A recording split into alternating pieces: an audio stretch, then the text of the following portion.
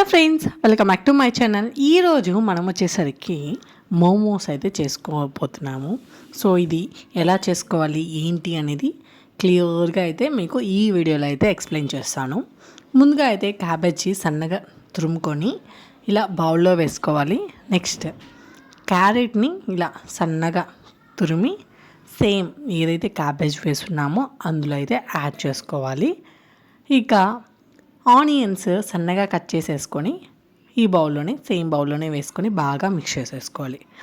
ఇప్పుడు మనం stove on చేసేసి స్టవ్ పైన బౌల్ పెట్టుకొని ఇందులో కొద్దిగా జస్ట్ కొద్దిగా ఆయిల్ వేసేసి మనం ఏదైతే తురిమి పెట్టుకుని ఉన్నామో అన్ని 3 రకాల కూరగాయలను వేసేసుకోవాలి.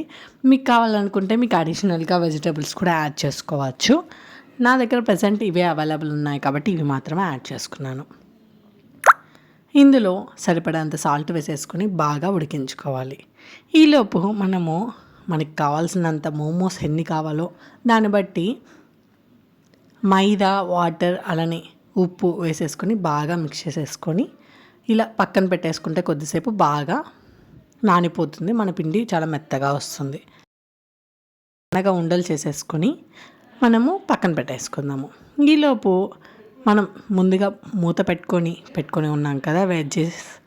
సో వీటిలో వచ్చేసరికి మనకి టేస్ట్కి సరిపడంత కారం అలానే కొద్దిగా గరం మసాలా టేస్ట్ కోసం వేసేసుకొని బాగా మిక్స్ చేసేసుకొని అలానే సన్నని మంట పైన కొద్దిసేపు అలా ఉడకబెట్టుకోవాలన్నమాట. సో ఇందులో మనకు టేస్ట్కి సరిపడంత సాసెస్ కూడా వేసేసుకోవచ్చు మీకు లైక్ చేస్తుంటే. అంటే green chilli sauce, red chilli sauce అలానే సోయా సాస్ కావాలంటే వేసుకోవచ్చు. నేనైతే నా దగ్గర అవైలబుల్లో ఏముందంటే గ్రీన్ చిల్లీ సాస్ అయితే ఉంది. సో ఇదైతే యాడ్ చేసేసుకొని బాగా మిక్స్ చేసేసుకొని ఇప్పుడు మూత పెట్టుకొని పక్కన పెట్టేసుకుంటున్నా. ముందుగా మనం ఏదైతే పిండి కలిపెట్టుకుని ఉన్నామో దాన్ని ఇలాగా రౌండ్ షేప్లో చిన్నవి మోమోస్ చేసుకోవడానికి ఇలాగా చపాతీ చేసుకుంటాం కదా, ఇలా చిన్న రౌండ్స్ అయితే చేసేసుకొని ఇందులో మనం స్టఫింగ్ అయితే పెట్టుకోవాలి. నేనైతే ఒకటి వచ్చేసరికి నార్మల్ వెజ్ అలానే వెజ్ చీజ్ మోమోస్ అయితే చేస్తున్నాను. స్టఫింగ్ అంతా బాగా పెట్టేసుకొని మనకు తెలిసినట్టు నాకు వచ్చినట్టయితే నేను ఈ మోమోస్ షేప్ని అయితే చేస్తూ ఉన్నాను అనమాట. ఈ షేప్ వచ్చేసరికి పర్ఫెక్ట్గా రాలేదు, బట్ ఓకే, చూడడానికి మోమోస్ అలా ఉన్నాయి అన్నమాట.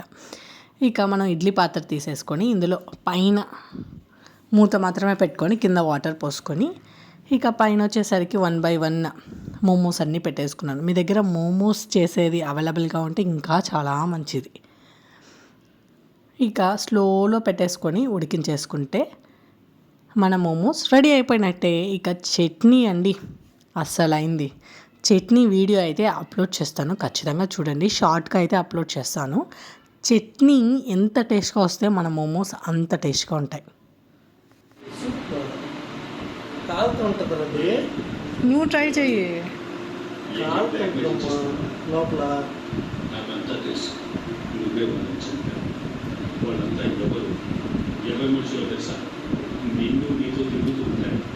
చీజ్ ఉందా చెప్పా?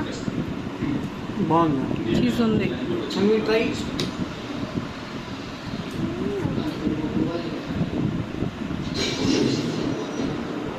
అది కాదని లేదమ్మా. ఎలా ఉందా? సూపర్. మీరు కూడా ఈ సండే ట్రై చేసేసుకొని తినేసేయండి. Thanks for watching.